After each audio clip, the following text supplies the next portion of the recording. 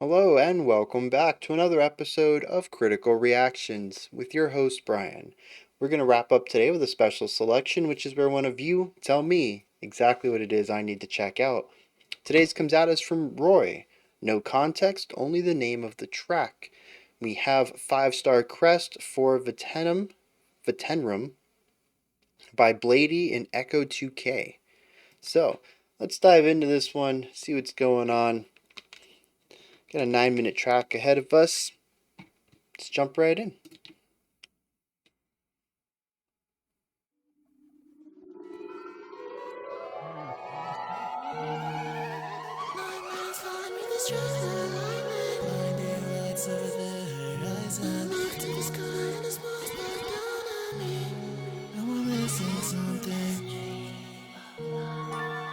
Close my eyes and the sun starts shining. Close my eyes and the sky falls down on me.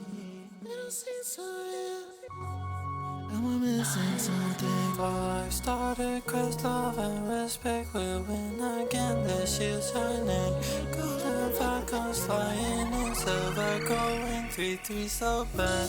The castle sings the away, rush completion. In spirit of heroine, I'm born again, no suffering.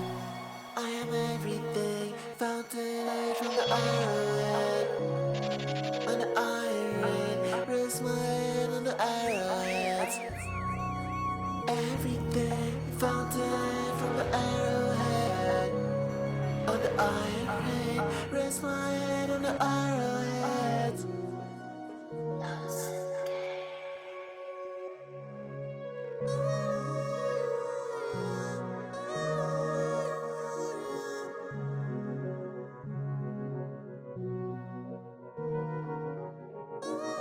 Kind of get like a hyper pop vibe. It's a weird. No, I don't want to use the word weird.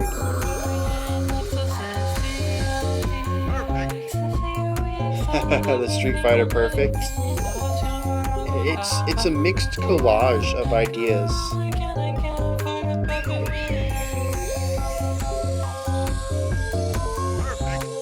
Samples, original sounds, all mixed together in atmospheres that are both cohesive and disjointed,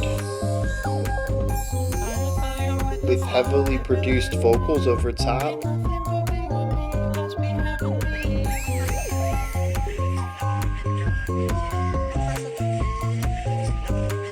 Both of our sections so far have been very bouncy. No, not bad. This one's bouncy, but both have been positive. Very happy and bright.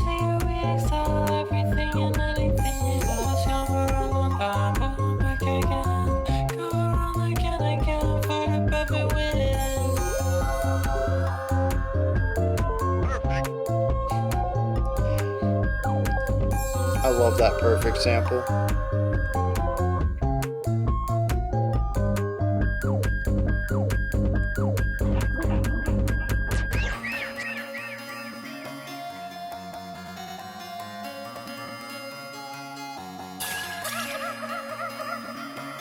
Sort of moving into a glitch element, not allowing the samples to end completely.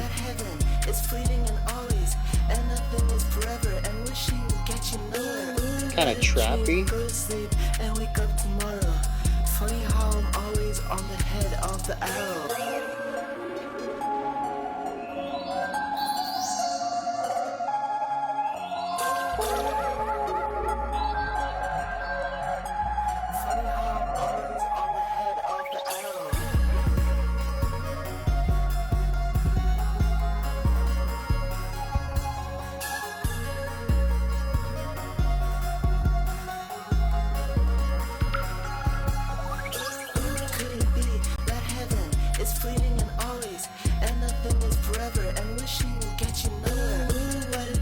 Phrasing's interesting here too.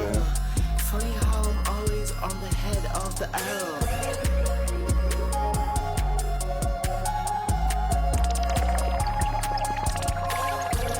Yeah, it's 4 bars of 4/4, but everything gets pushed one beat earlier and earlier and earlier. Is that the Bionic Man sounds? No, Million Dollar Man. That's what it is.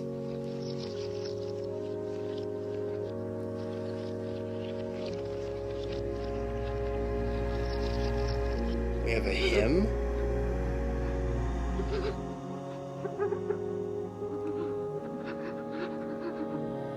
Sample of someone crying.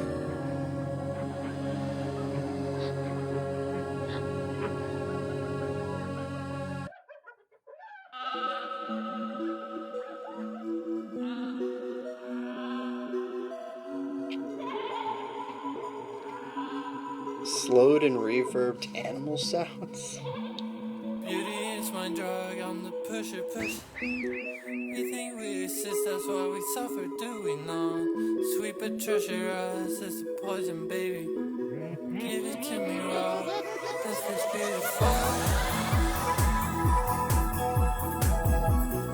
Death is beautiful. It's so sugary. Give it to me raw, death is beautiful.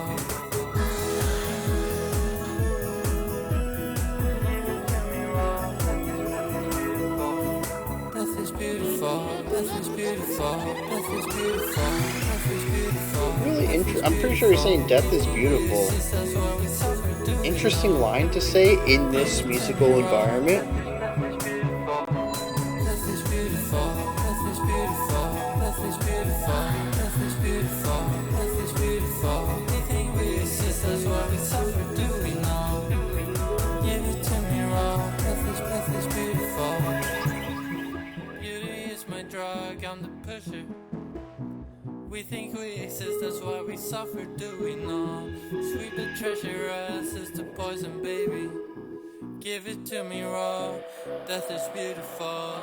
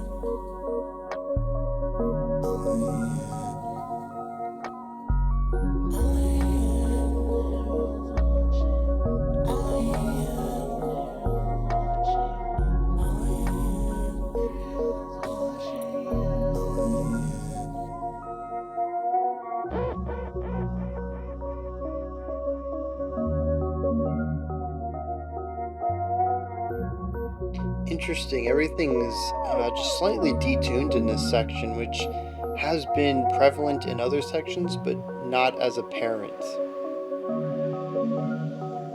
This whole section carries a different weight than the other four, which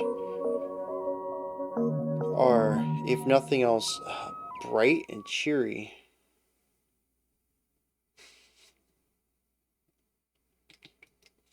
So, we've listened to quite a bit of music from before my time, and I have yet to feel too young to be breaking down a song. But today I think I feel too old. Mostly a joke, but I think it does have some truth to it. What's happening here is so far beyond my scope for casual listening. It's beyond my scope for analytical discussion. It's almost beyond my scope for active listening because I don't know what to be listening for.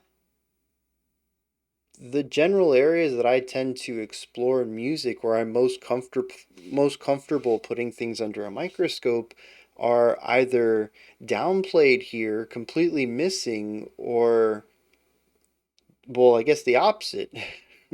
Doing the exact opposite thing that I would expect this component to be doing, and it's all done in a way that feels like a mishmash, which I guess is a it's a decent segue into my first talking point is this is collage music.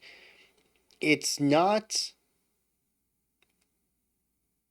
Here's the thing, it's not like plunderphonics either, which tends to, from the very limited exploration I've had of that genre, tries to find samples from all sorts of locations and places and smash them together into a song while refining the general tint of it all to make it feel cohesive.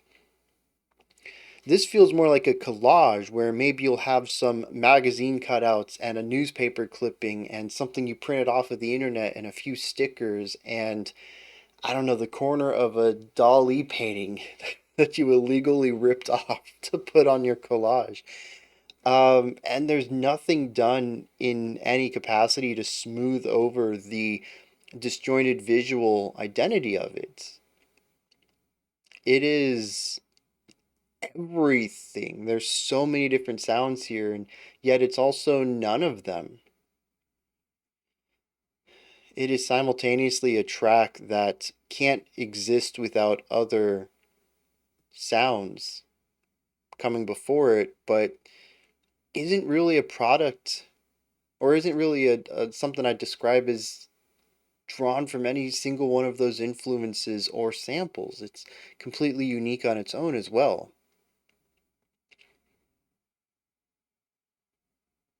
It puts it in a really odd place in my mind as it's difficult to classify in any way, especially given the sonic variety of it as well. If we had just had that opening bit, I could possibly come to terms with it a little bit easier than having these five exceptionally distinct sections throughout the song.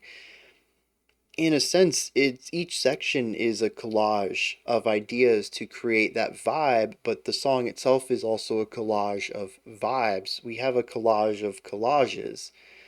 It makes it even difficult to pick apart what is the song and what isn't the song.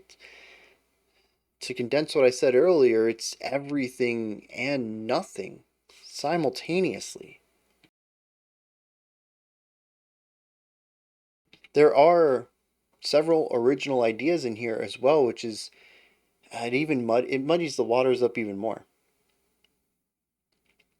Instead of just saying that this is a collection of other people's works and they're being reimagined and remixed, they are that, but also smashed together with original ideas, original melodies, synth lines, sounds, vocal lines.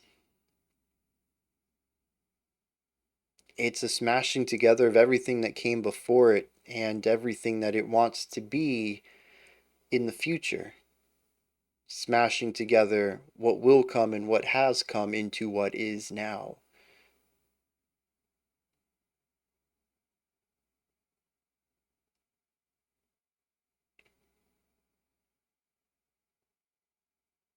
And through that lens, like I said, it's just really difficult for me to talk about because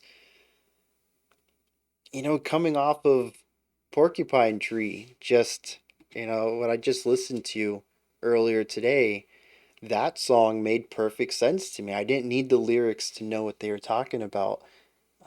And this I feel completely lost in. The music doesn't speak to me at all. I have such a trouble connecting with it on a bare minimum, but understanding it is completely out of the question. I'm going to spend the next 10 minutes maybe talking about some stuff I heard that I thought was neat, but I mean, if you're coming here for analysis, you want to know what they're doing, why they're doing it, and what it all means. I don't know that this is going to be that video. So I guess that's a good place to start. What are they doing aside from just being a collage of collages? Four out of these five sections are bright, very happy, bouncy, varying levels of sugar and bounciness. They're exceptionally sweet. It is very feel good music in a lot of ways, where we start off with something that's a bit more feel good ambient. Our second section is feel good dancey. I think our third section was the trap section. And this one kind of brought things down a little bit, especially with the really heavy bass and the fast closed hi-hat rolls, very reminiscent of trap percussion, but the musicality of it, the harmonic and melodic ideas were still very bright. And so we kind of met this middle ground where we would find, as we get to the end of the song, kind of balances out into something a bit more somber. We have a variety of sounds coming at us from all over the place. The production on this is wild. The composition is full of, there's got to be hundreds of sounds in each section, all of them doing maybe even just one note at times, bouncing around, ping ponging. Uh, it's overwhelming, at least to me. It's like listening to an orchestra where timbres are not selected because of the way that they meld, and where counterpoint and hockets and all of these call and response ways that instruments would bounce off of each other and play off of each other's ideas, these concepts aren't used in a way to augment the fluidity and drive of a song. They're just there to complicate it.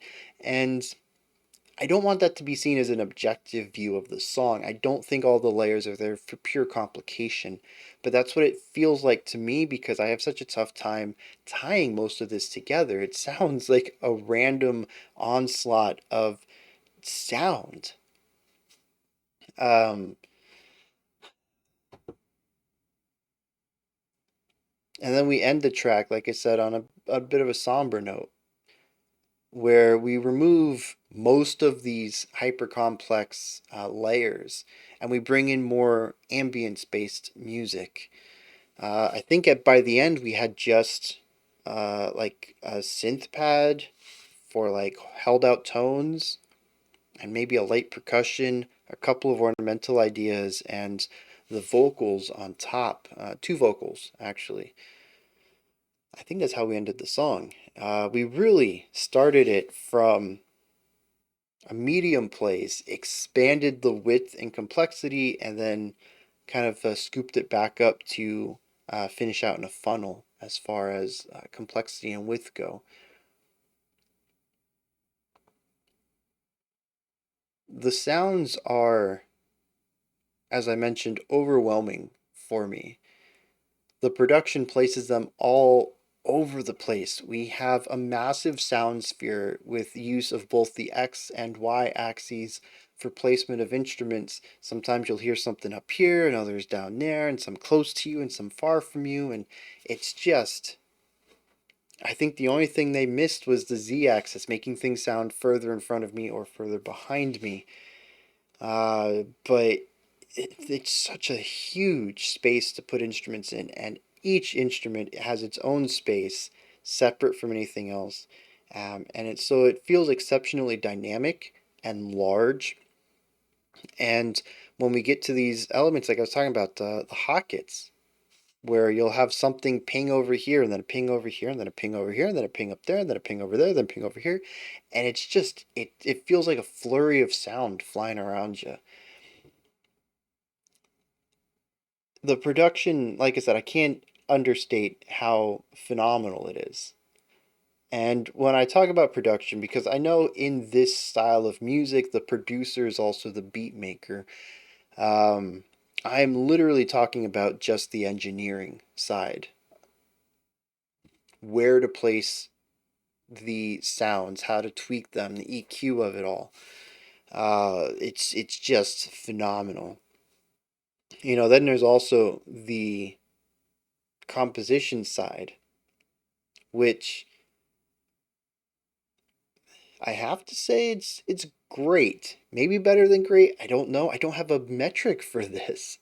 Um, it's incredibly dense, and I have a tough read on it, so I don't know if it's good dense or bad dense. But since it's not my jam, I'm not gonna make a call there. It's dense in a lot of ways. And that's usually a good thing, especially if you know what you're doing, and I'm going to assume that they do.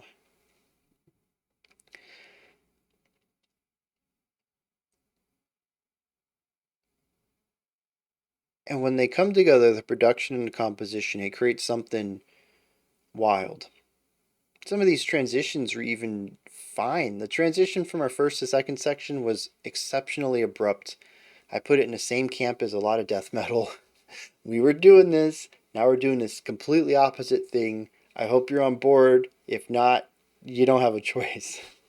But there were a couple of transitions that kind of worked. We slow the tempo down, we stretch out something, which I thought was a really cool idea. With a rock band, you would just stretch the tempo. You would slow the tempo down, have a ritardando over, a bar or two, and you would slowly play slower. But in this case, it's like they just kept the line and stretched it. So the attack and release and the length of time it existed were changed and stretched out, but the performance, because this is all digital, yeah, the performance of it wasn't changed. So we don't have, because the thing is, right, when you play a note, you attack it, and then you let it ring, and then that tapers out. The attack itself doesn't change. If you play a note and let it hold out for 2 bars, or if you play a note and let it hang out for 2 beats, the way that you hit the string doesn't change. But if you were to stretch out a pre recorded thing, well, now your attack is longer. And you're going to get all these weird micro things in it. And that's what happened here. It's something that we don't see in a lot of non-electronic music is stretching as a replacement for a retardando. Really neat idea, actually. Even if the texture itself isn't something that I was super keen on, the idea, the concept behind it is fascinating. It reminds me that, a lot of the way I write music, a lot of the tools I use and subsequently talk about, since it's what I'm familiar with, are based around physical limitations of music. If you want to slow things down, you physically slow down the performance. You play slower, but there's going to be some elements to that which aren't going to change.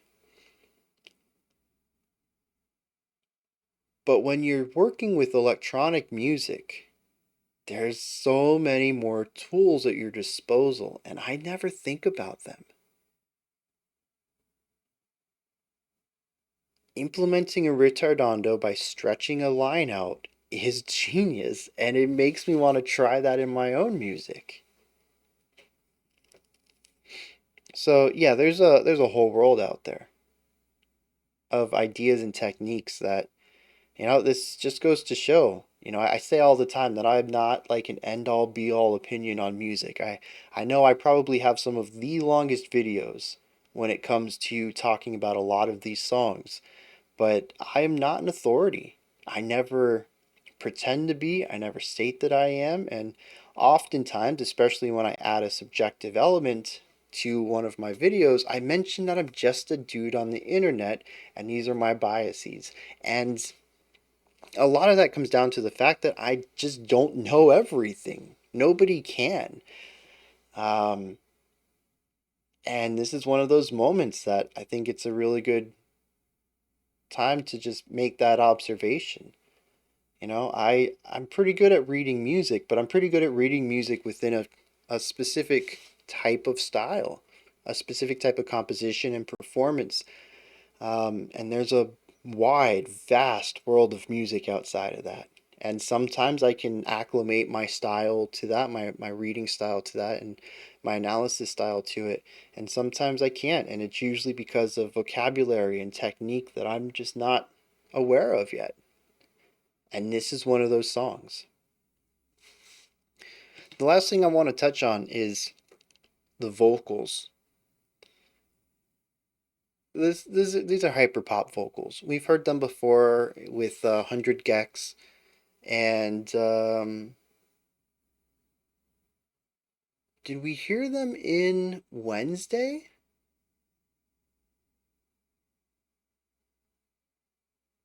I think so. It's been a long time since we checked out that Wednesday track. So I'm having a hard time remembering if that was a band that used them. We have not heard them a lot on the channel. I do see a few hyperpop songs get passed around in the Discord. It's definitely a genre that has fans within the community. I'm not going to say it's a lot of them. I'm not a fan of them. And here I think that they tend to distract more than they add. Now, again, I don't understand this whole genre as a whole, so it's possible if you get the music, the vocals then make sense within them. But well, actually, now that I'm thinking about it, a lot of the music doesn't really make sense to me, and I think that a lot of the musical choices detract from the song overall. A lot of that is just from the disjointedness. Even on the production side, as good as the production is, the production is good, and there's an that's not a word. There's intent to produce all of these sounds with different textures and EQs and production to them that they sound specifically out of place. Like I mentioned earlier, there is no attempt to smooth everything over like some Plunderphonics does.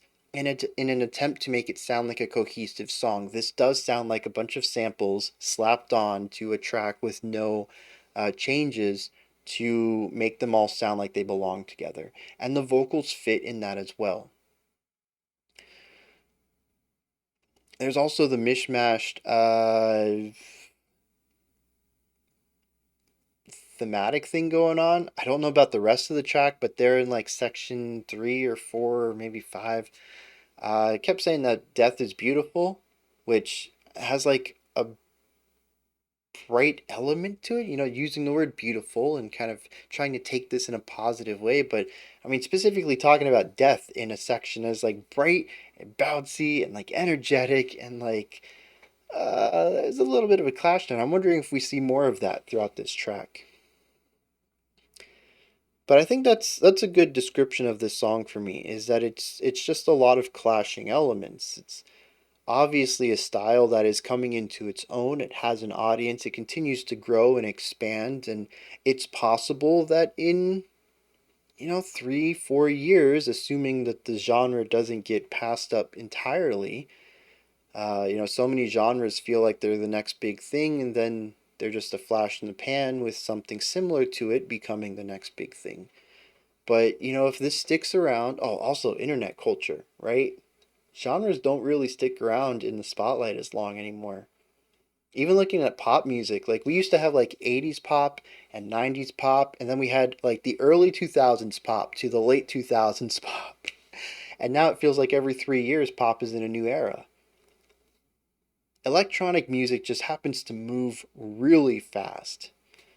Um, so this might be a little incorrect, but say in like 3 years, people are still making this music, and maybe there's some avant-garde or experimental side to it that makes it less experimental.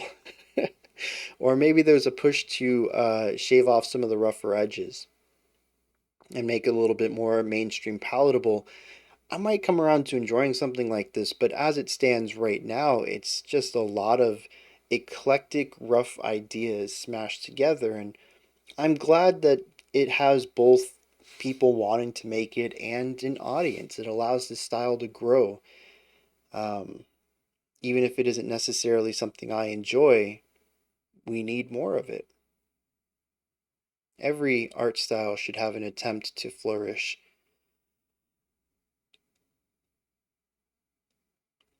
Yeah, like I said, I'm walking away with this one with no better understanding of what the music was. Sometimes, things click in the middle of an analysis. I'm like, oh, that makes sense, but not this time around.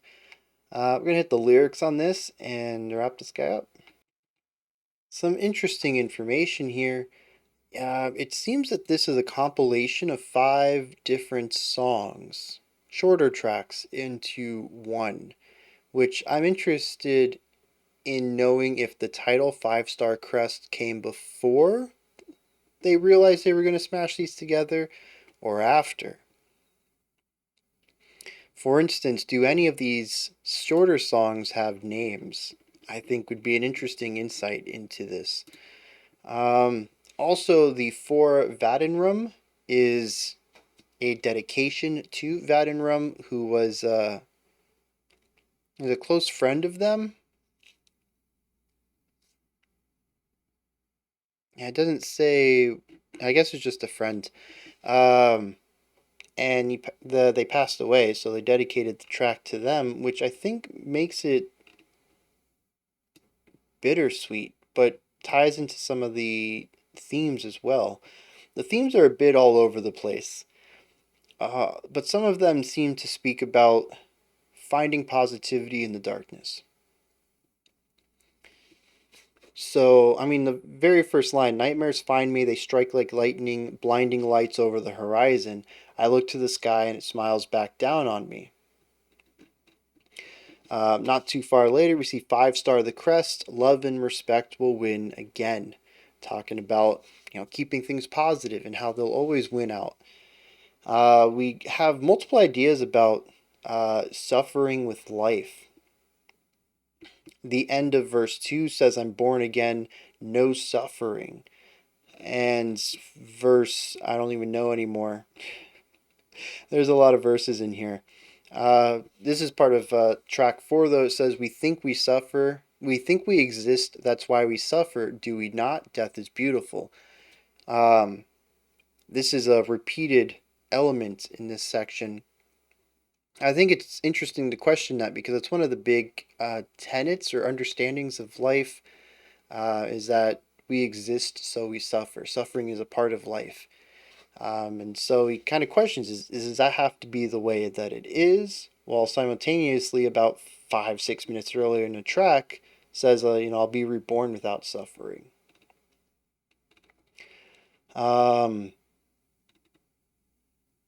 What was another section I wanted to bring up?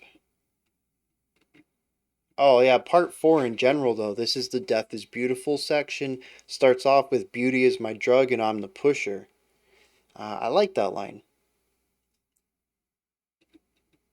The idea that, I'm going to bring positivity to this world. And I'm going to push it like a drug. I'm going to push it like my life depends on it. I'm going to push it like I need the money, right?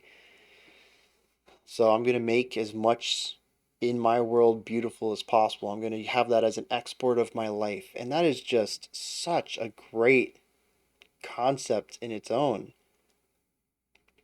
I mean, that's one of the things I do here. And I definitely have some more cynical takes. But on the whole, I try to see what we can learn from music, whether we enjoy it or not. And I try to encourage people to have healthy conversations rather than just be toxic about things they don't like. And trying to push this idea of positivity and constructive conversation rather than shouting matches. And art is, especially music, is one of those areas where it feels like a lot of people just shout. If you don't like something, it's trash. And I'm just trying to bring a little bit of positivity to this area of art. I can really get behind that idea of beauty is my drug and I'm the pusher. I love that. Part 5, interestingly, is just a repetition of "I love you," and I wonder if this is part of the dedication there to Vattenrum. But it's also just evokes the type of positivity that the song is about. It could be dedicated to I love this very specific person, but it could also just be I'm pushing love out into the world. You, the listener, I love you. And so either way that this is read, I think it works very well.